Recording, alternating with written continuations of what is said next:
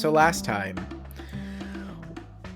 what was a episode of how do we move our hurt friend Sue and the discovery of the egg and the hatching process and how this would go, very quickly ended up singing a different tune with the very unfortunate and surprising death of Indigo Honeydew as he fell into the lava. And so without beating around the bush too much, we find ourselves back with Sephel and Scylla and Stu and the unconscious Sue still back in the semi-submerged church ruin. You guys are standing at your respective lips of this bridge in the landmass beyond, and we need to roll some sanity checks. Okay. Let's go ahead and do Sue. I mean, not Sue, Scylla, sorry. Sue didn't see anything. Yeah. Oh, yeah, that's gonna be... Oof. Silver lining, I suppose. Somebody didn't have to watch. I can tell you right now, Stool's losing his mind. I'm so sorry. I didn't... Where is it in the sheet? Sephel, if you're ready, you can go for it. Okay.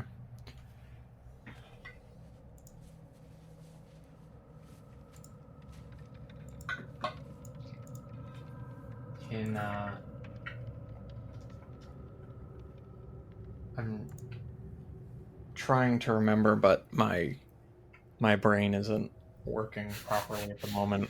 You guys don't have your sanity scores written down? No, I know what my score is. I am trying to remember the moment where I rolled. I can't remember what the roll was. I think it was the oh god, it was something important, and I can't think of it at the moment. But I asked Andrew specifically which of my d20s I would roll, and he chose the Sunset Eternal die. So in honor of Andrew and Indigo, I'm going to roll my sanity check with that die. Jesus, layers. I'm ready as well. Feelings.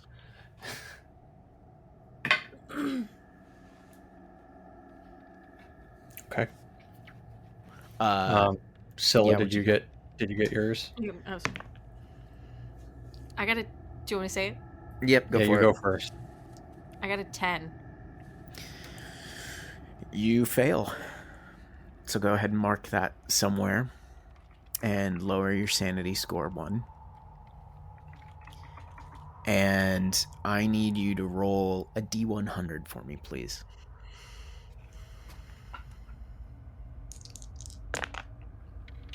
73. 73.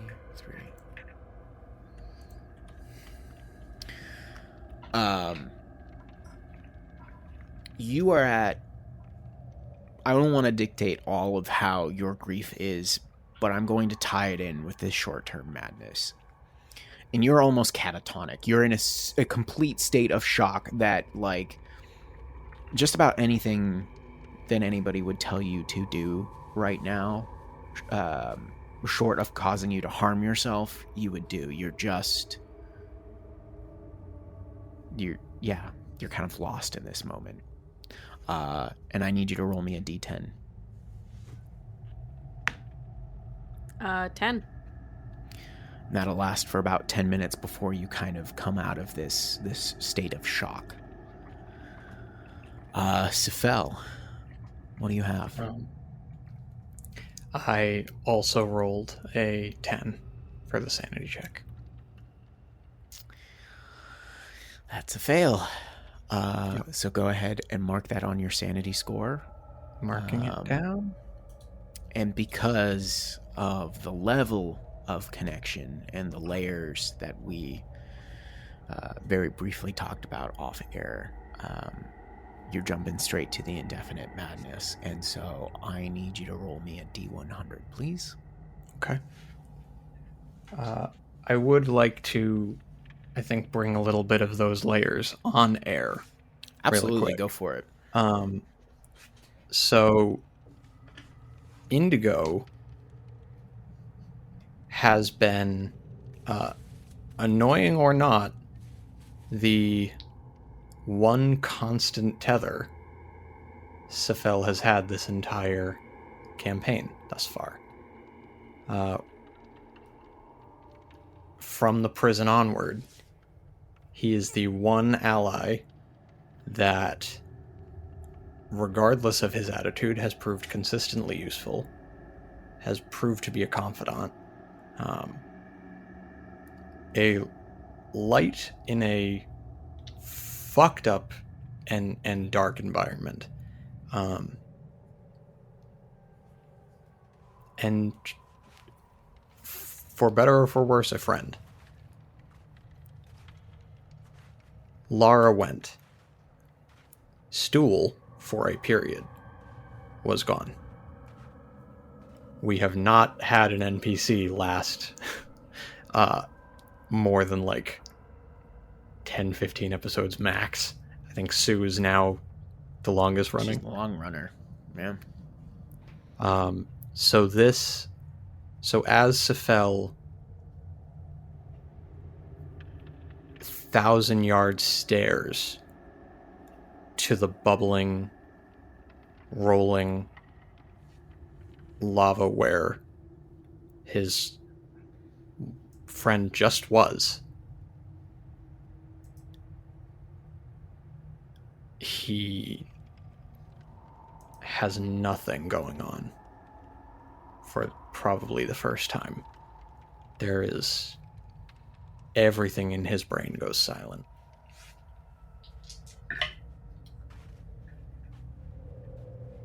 That is a 13 for the D100. Okay. All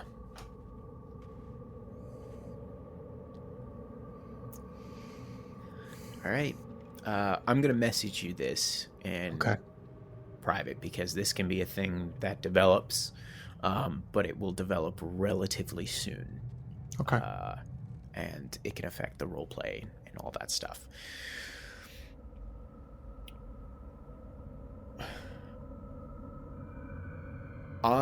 Unless anybody has any specific words as to like what their characters are going through, I can continue to kind of expose the next couple of moments. I think the one thing that Sephel is capable of doing is like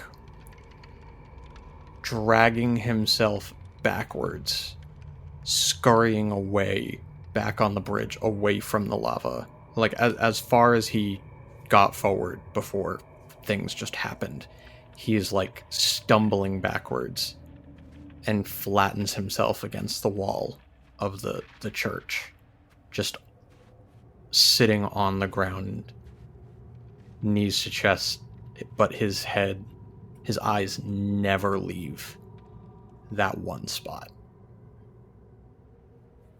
Yeah, and if you pan over to Scylla, I think she turned, screamed Indigo's name as he was in the lava, sprinted back toward him as much as she could, and then her sanity, as she watches that dissolve, falls to her knees in a catatonic state on the bridge.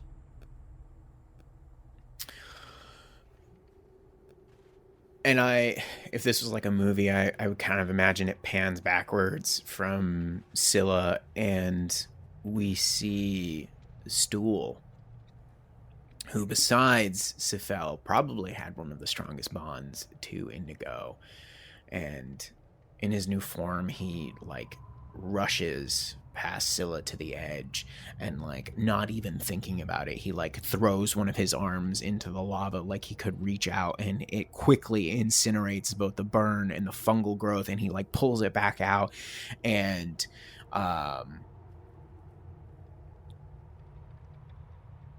it's so crazy to think, but the two of you can hear Stool's cries and his screaming for Indigo to like pop back up somehow. But the thing is you're the only ones that hear his voice because of the spores. Mm-hmm. And so it is in a deathly silent room. The pops and the bubbling of the lava surround you all. Sephel is backed up to this wall, staring at the spot where Indigo went under. And then again, like, the camera moves, and we see just behind him on the other side of this wall is the unconscious form of Sue, who not very long ago went through the same thing and barely, because of Sephel's quick magic work, was able to be pulled out. She's half the individual that she used to be. And this is where I imagine it would cut to black for a moment. And, you know, we kind of like reconvene with you guys a little bit later. What has happened after those moments? You know, after the initial shock and the sitting down against the wall, you know, do you guys remain there for a long time? Do you try to communicate? What are you thinking? I mean, Scylla's in that state for 10 minutes, and when that 10 minutes is up, I think she shakes her head, realizes where she's at. She realizes where Sue is at. She sees Sephel, and she stands, and it is, you know, she's needing to get Sue, because they are currently separated by a literally fatal junction. Mm-hmm. So I think she stands, and it's Sephel, get up now, Sephel, and she's just screaming it over and over again.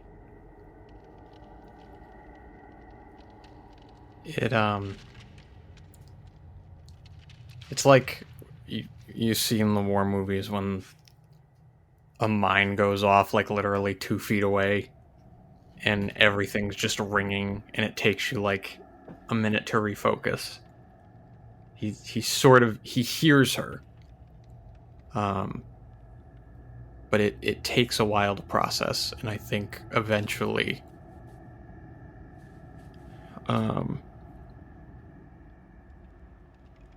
the need to think and do something to distract is the only thing that he knows. And he, like, still supporting heavily on the wall, like, stands himself up.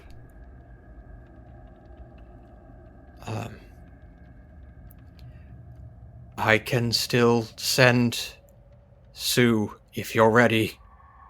Yes. Just do it. And she, I think she's pulling Stool down the bridge to the other side. Stool. Well, you guys have gone off the bridge. You are on the other side. So we're on the other side. You're free and clear. You made your checks. Yeah. Indigo was the last one to try and jump. Yeah. And so you are on the platform beyond, and like the tunnel system that continues on in whatever direction, you know. Great. So there is how solid is the wall? Like this has all been theater of the mind. So I'm not sure the state of every portion of this chapel. Mm-hmm. Do I have view, like standing on the side that we need to cross, looking back at the chapel, do I have view of Sue, or is the wall like fully solid and intact? Like I would need to go back inside. You can see them. You can see a little bit of their leg through the shambles of an archway that there used to be a door in. Okay. I will Yeah, I will cast Vortex Warp at. Well, I'll wait for Scylla to have, the blanket ready. I think he would have like called to her, like instructed her to have it on the ground, like give her a landing zone, so I'm not teleporting her to stone. Perfect. And I will cast Vortex Warp at 3rd level and move her. Cast it at 3rd level and move her across onto the padding that Scylla laid out. Okay. So you see Sue arrive out of the kind of ether here and not land, but is like placed perfectly, like she never even moved upon the blanket, and you have her. Yeah, Scylla is extremely relieved as they are further away from the heat. And she like checks over Sue like worriedly. And then when she realizes that everything is okay with Sue, she looks back and just sees Sephel alone on the island, still sitting. And I think she just stares at him because she knows that he has to cross in some way, but she cannot help him. Mm-hmm.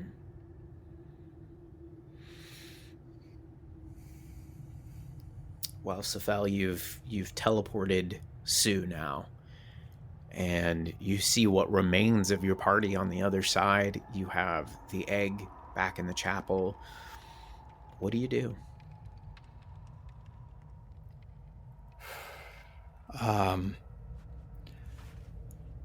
There's so much to try and process, but the only thing, and one of the only things that he can think, because he is terrified. If we boil it down to emotion that he is not good with, no part of him wants to cross that lava because he is scared shitless. But his logical brain covers that up with the fact that we are now down a person.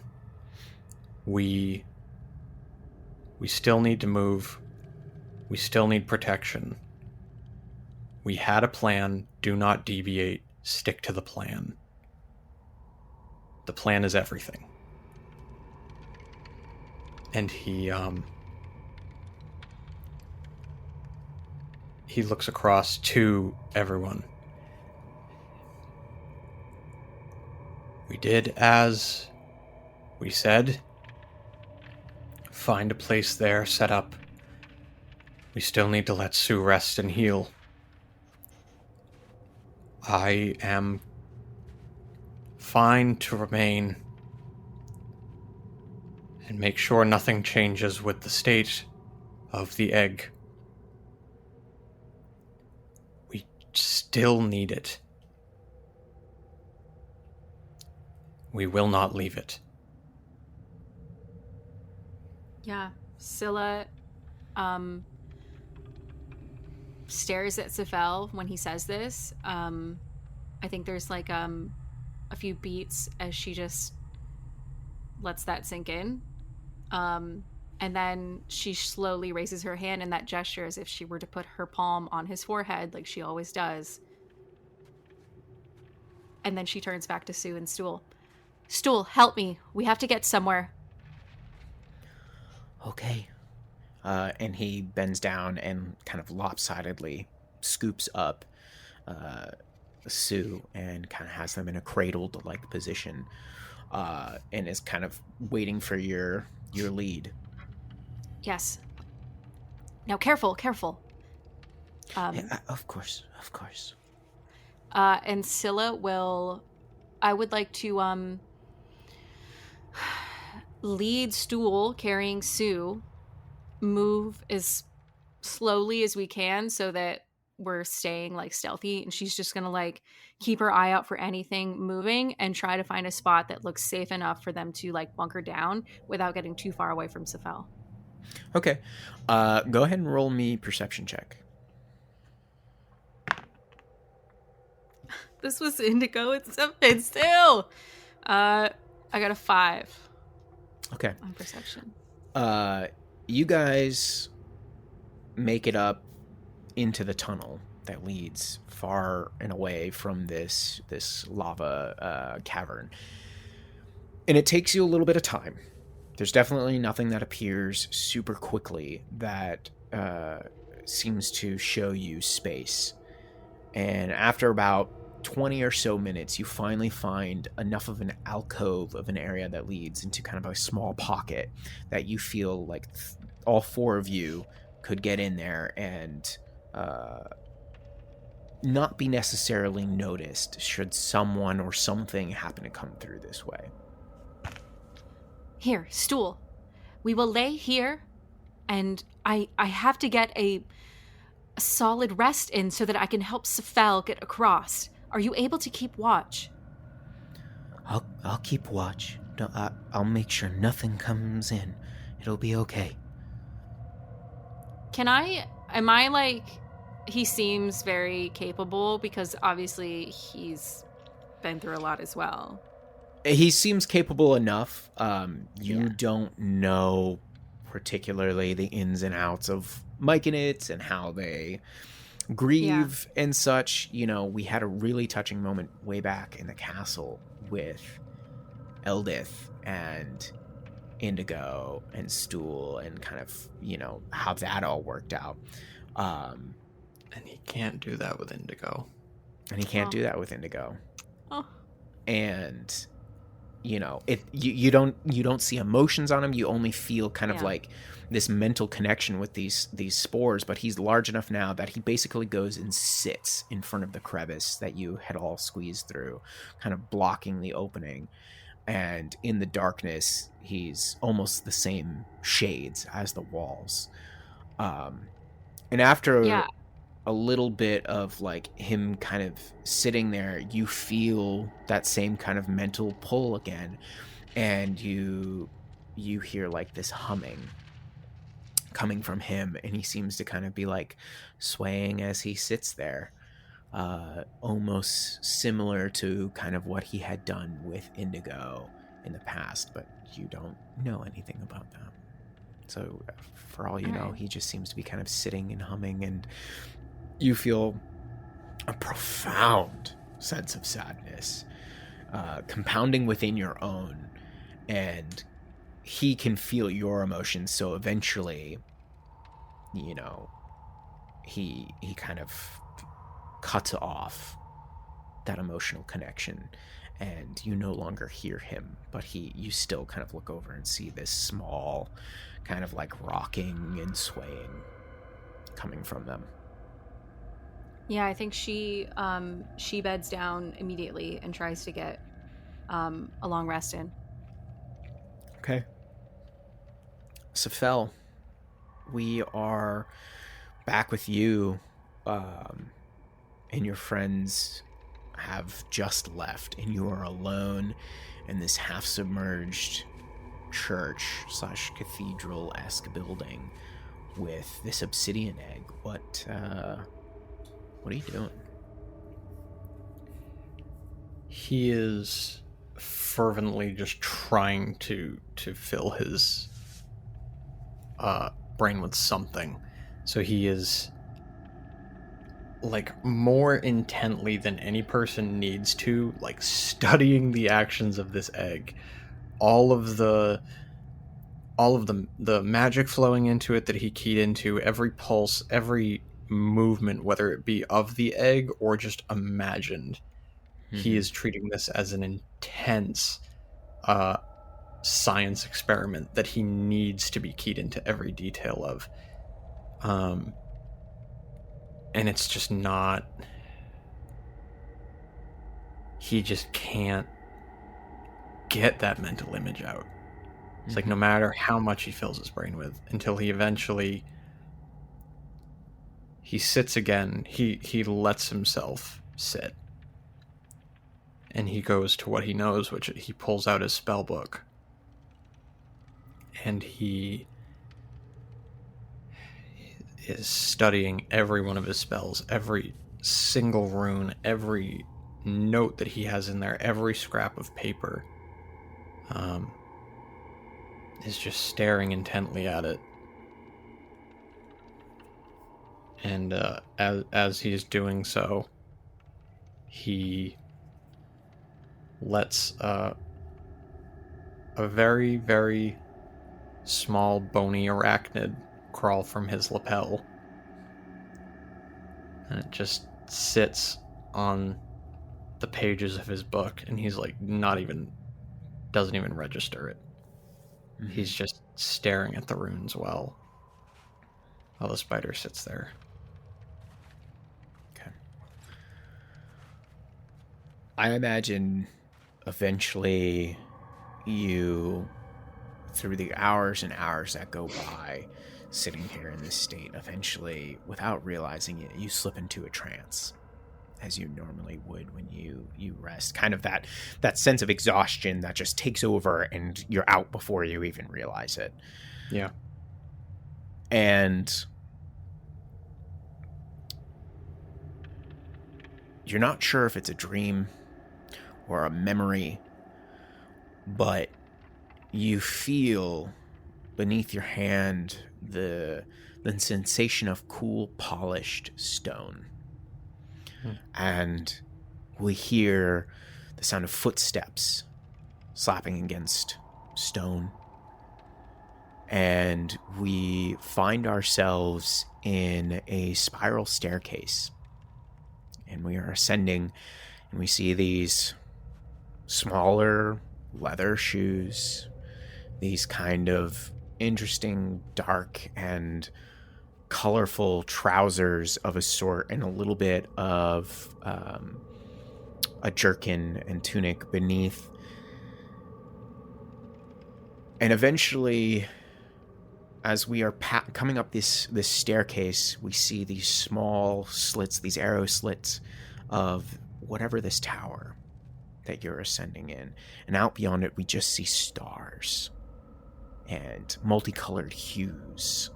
And you know that to be a nebula in the distance. You can't recall the name, but it's something you're very accustomed to seeing. And there's no torchlight. It's not cold. You don't get the sense of that, but it doesn't feel warm in this space. And eventually, this staircase comes to an end and opens up, and all we see before us is this black marble circle. It's about 20 feet across in diameter, and all about you is just the open expanse of space.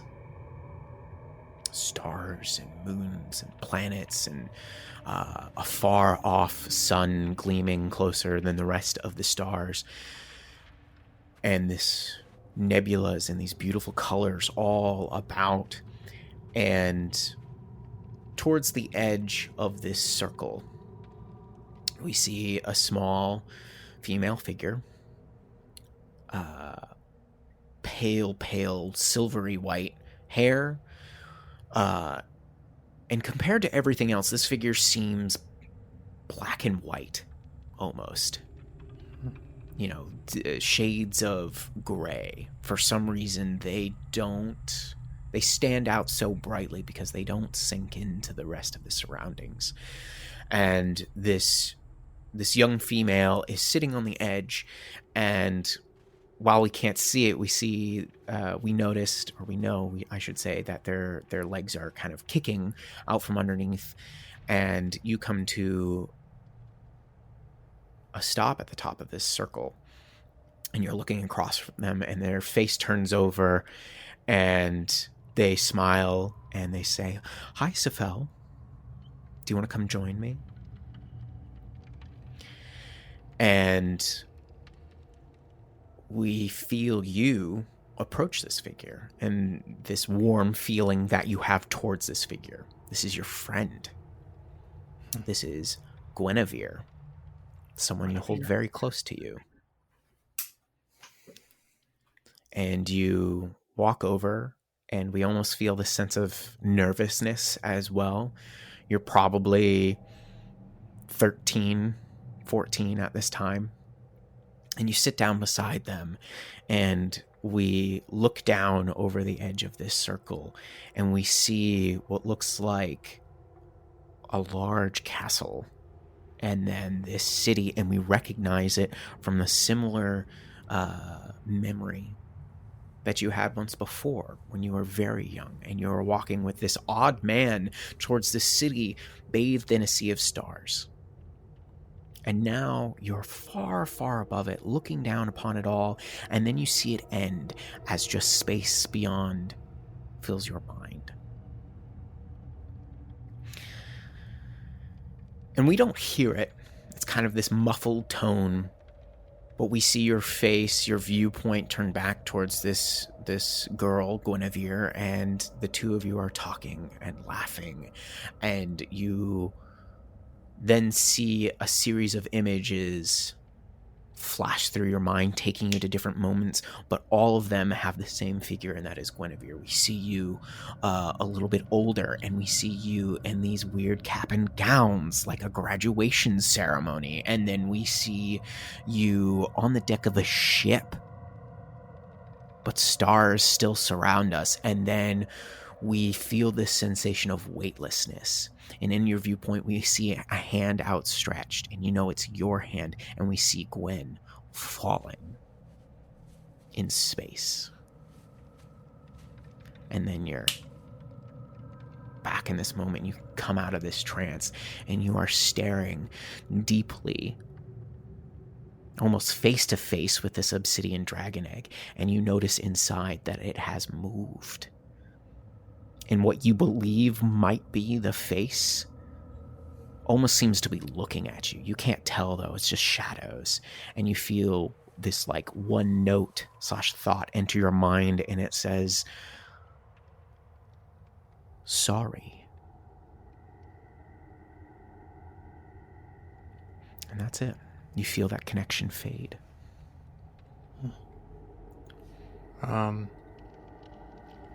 One point of curiosity. Mm-hmm. In this vision, when I saw my hand outstretched, was it my hand or was it a humanoid hand? It was a humanoid hand, and you feel like it was yours. But these memories, if they're that, are so sporadic, and there's so much information still lacking that you're not sure. But the one thing you do know is that you cared about this figure very deeply. Anything that's come back to you before has been a mixture of like, I don't know, but this overwhelming sense of warmth and friendship comes from seeing this particular individual. And what's interesting is that in every single one of these memories, while the rest of your world and the brief snippets are filled with color, there's still that grayscale. I don't think he does anything else particularly other than just switching back and forth from studying the egg and studying his notes, just trying to keep himself mentally busy. Okay. We'll jump back to you then, Scylla. Go ahead and make me a wisdom saving throw, please. Alrighty. 8. Okay. It's a rough night. It's a supremely rough night. Your very injured friend, the loss of another, and the emotions that you're dealing with, both from your lost home and all of this, you only manage to get a short rest in. And also take a point or / a level of exhaustion as well, please. And I know that's a little bit brutal, but considering what has happened, I think it's kind of only fair. Yeah, I have noted that. And Yeah. I mean, I think she's in this tough spot where, like, she literally can do nothing for Sephel until she gets in a long rest, so she can do even less now that she's exhausted. So she's literally just spending her time making sure that Sue is getting water and taking care of herself and Stool as well. Okay. So you will continue to rest until you get a long rest in there. Yeah, I mean, I think she can't leave Sephel behind, but she also can't go to him. But no, that's fine. Yeah, that's and fine. I think if she can get her wall of water back, and then maybe there's like a chance that bridge is still there, but she doesn't know. So. Do you go back, or do you send Stool back to like say anything to Sephel to denote this, or do you think you stay in that cavern until you are ready?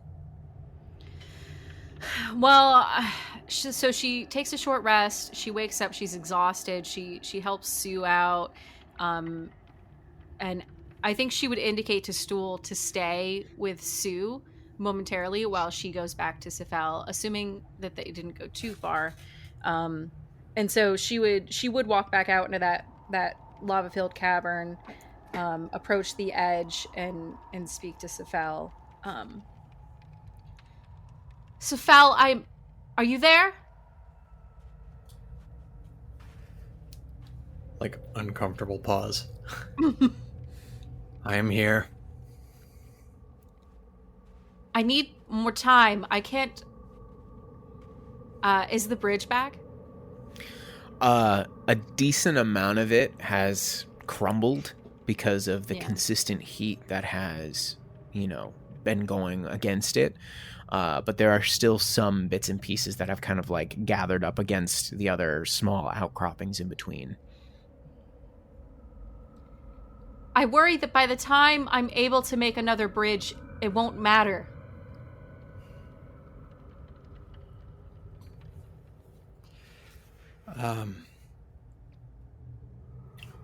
We have time to both recover and devise a strategy. As I said, I'm not familiar with the gestation period of obsidian dragon eggs, but I'm not going to leave it before it hatches. Here. And she will throw him back his water. Since, he gave that to her. So he's probably needing that. Oh, Okay. no, he doesn't drink or eat. No, I don't need it. I don't drink or eat. Never mind. Save it. Oh, no. Yep. Oh, that's right. You're a weird creature. No. Weird. I've been told. Then, yeah. Mind flayers, am I right?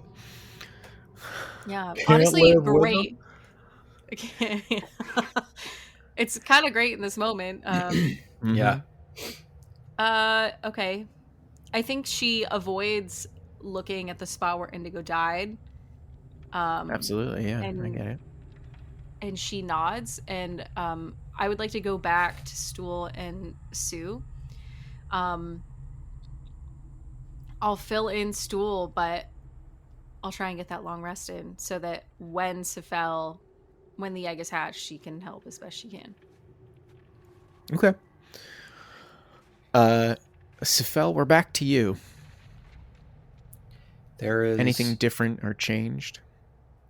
So, one thing he started to do in the last couple of days, which I mentioned and we spoke privately about a little bit,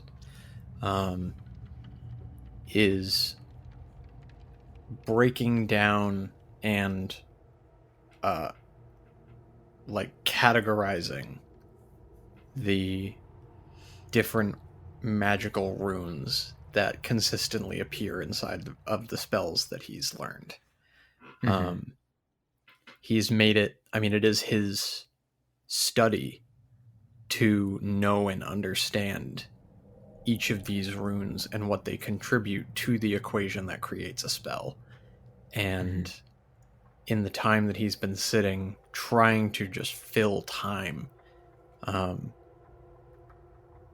think he's given part of himself to this, just feverishly, scraps of paper and quill and ink, jotting down combinations and understandings, and trying to take notes and pull knowledge together. And his mind is also being affected right now. The guilty, the angry, the feeling inferior part of his brain is seeping in. Like, if I had something useful, if I could have acted quicker, if I could have avoided, if we could have taken the danger out of this scenario out entirely. And he's going to begin to craft a spell, or try to start putting combinations of things together, combining his knowledge of gravity and magnetic forces, and in wrapping in the components of a willing individual, or a series of willing individuals, should the right amount of energy be expended, and then tying in the transmutation and the manipulation of those forces to try to concoct something that we talked a little bit about, that would allow him to... He doesn't know what he's building, but he is attempting to find, without knowing, the ability to manipulate the area, or the surface, or the direction in which an individual is naturally pulled. To sort of allow for more flexible mobility. Sure. I imagine then you feel like you have the kind of runes and incantations and components that you would need to accomplish this spell.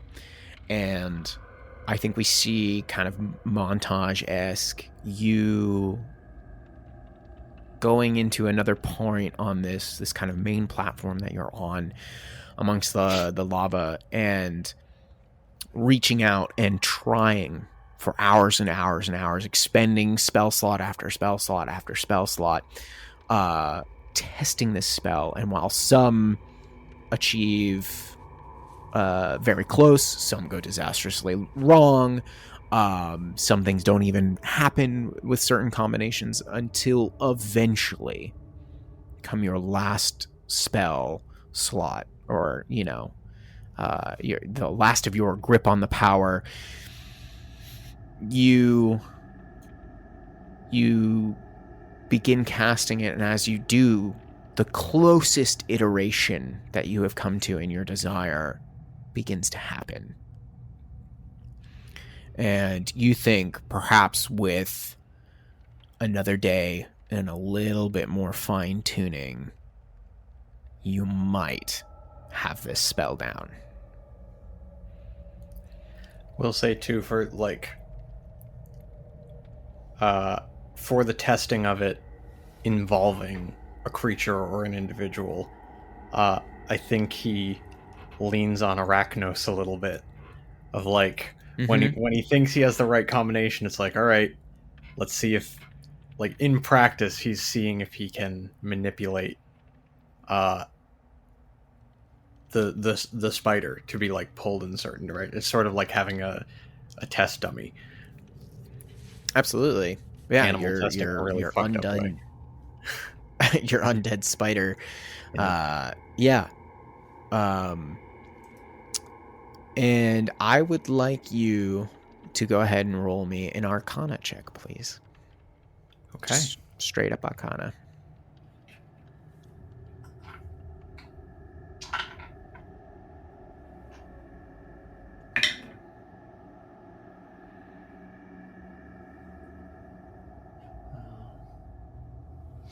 As he's doing this, there is a piece of his brain with all of the things in it is still trying to make sense of that vision.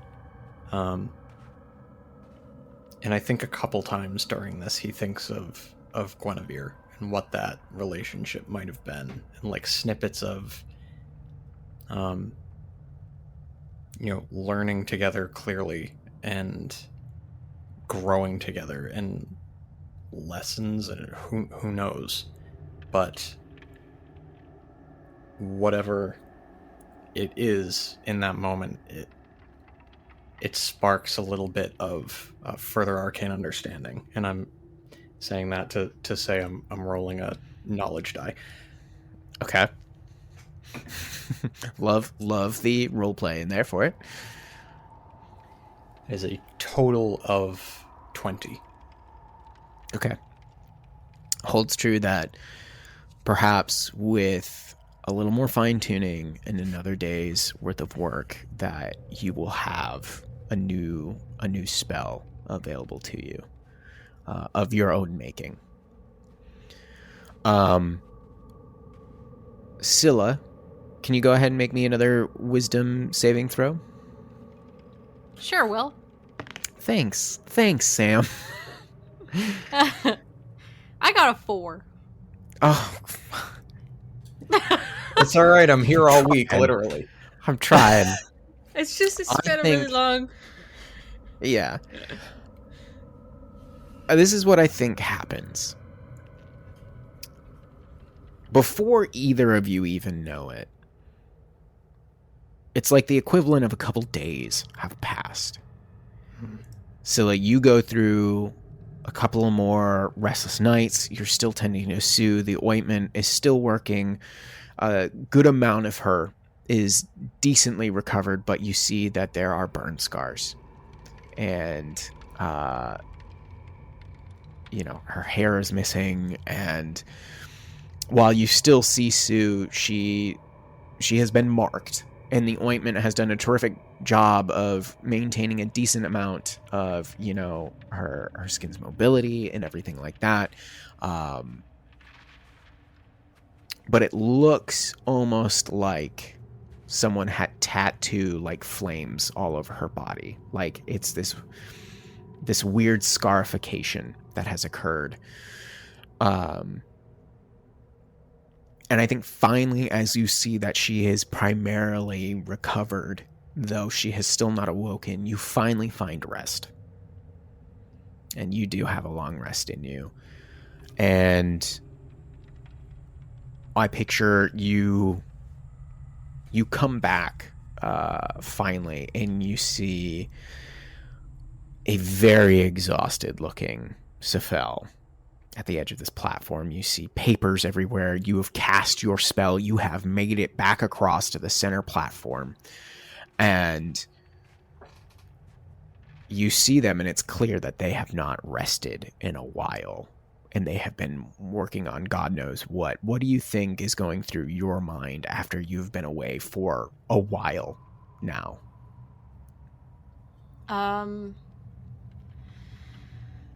Well, I think Scylla's worried that Sephel might be here when Indigo isn't, but is he actually here? Is his entire being here? Because this is literally the meme of the guy in front of the board with all the red tape. Mm-hmm. Yes, it's always sunny in Philadelphia. Yep. Yeah. Yep. So I think she looks for a moment and then approaches. Sephel? It's I'm glad you made it back across. I've been studying the egg and magics, and I'm on the verge of something. I don't think we'll have to worry about this again. I can be helpful. I can change the scenario. I'm right there, and the egg hasn't hatched yet, so I still have time. But I'm glad to see you. How is Sue? She's better. Not awake yet, but better. And Scylla starts to pick up his like pages scattered about and like stacking them. Sephel, have you slept? I don't need Rest? Sleep. I have not. I haven't. Perhaps you should. I need to I need to watch the creature. It spoke to me. Or connected. It wasn't. It didn't feel like language, but there was something. He's fucking exhausted. Yeah. But he is this like multiple levels? Is it what I'm picking up? Will hasn't said anything mechanically, but I am like thinking he's gotta be.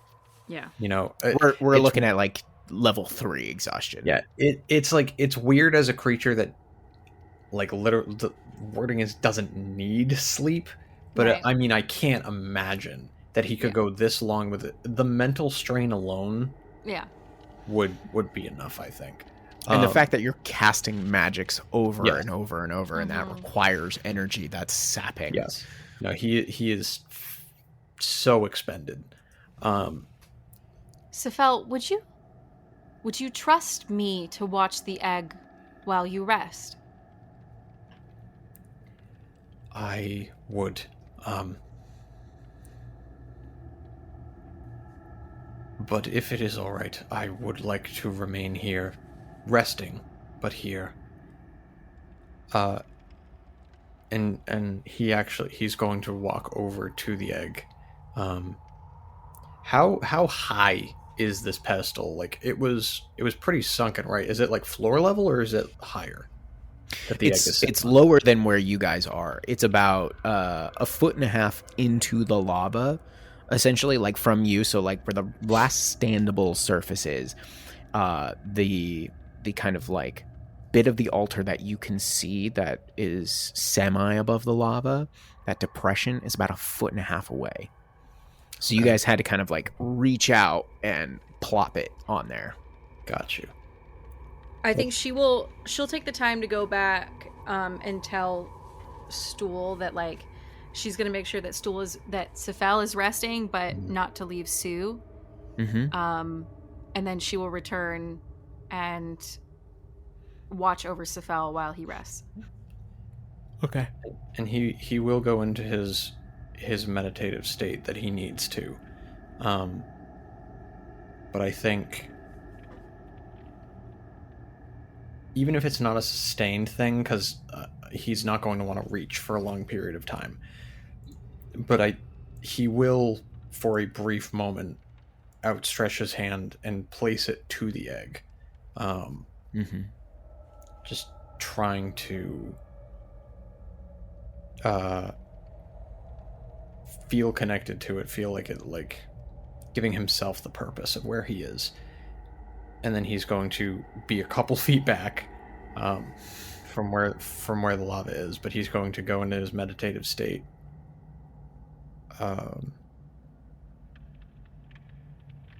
only letting his mind like reach out to the egg, if anything, but giving himself the first bit of rest. Sure.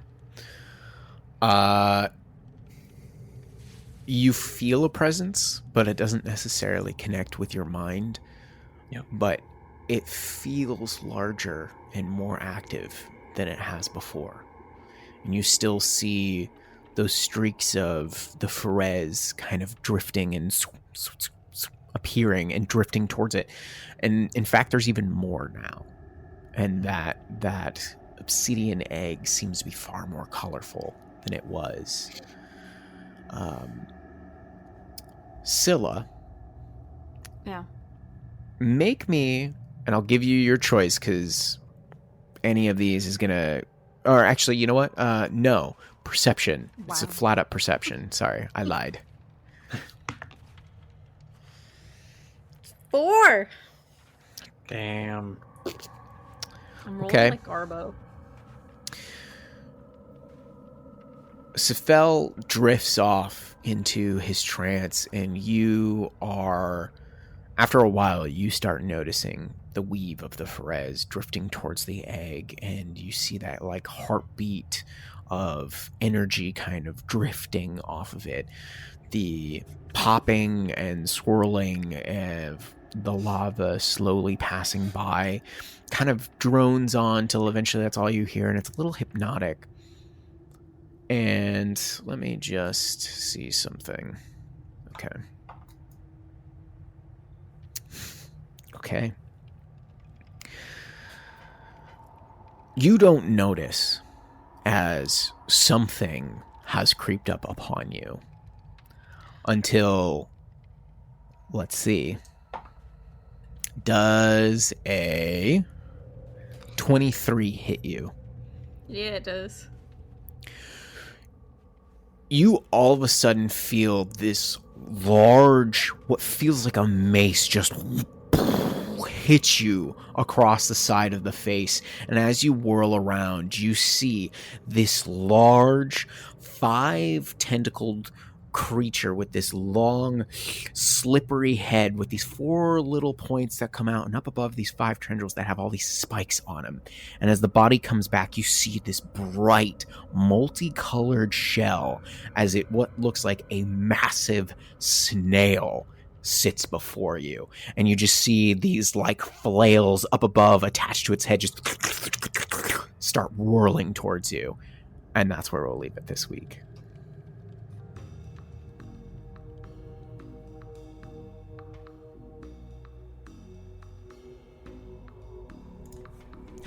Oh my gosh, it's so good to see you again. You're one of our favorite listeners. You made it to the post show notes. Thank you so much for your support. Yes, new outro means new news. We started a Discord server. Yes, we wanted to create a space for our listeners to meet fellow fans of the show. It's a new community, so hop on in, say hi, we'll be there. You can find it by going to our Twitter page, and it's linked up at the top there. Our Linktree/The Madness Table has all of our links to all of our stuff. Speaking of which, if you haven't, please follow us on Twitter and Instagram. We try to, post some memes and other exciting stuff, especially on Twitter, so we would love the support there. We're also going to be launching a bonus action segment soon where we talk about the behind the scenes for the different chapters of our story. So please keep an eye out for those. And if you want to submit any questions for a future bonus action segment, please email us at themadnesstable@gmail.com. Lastly, please leave a review if you haven't. All the reviews do is they help us grow. It's a quick, easy, and free way to show your support. And we always appreciate that. So again, thank you so much for listening. We hope you're happy and healthy. We'll see you next week. When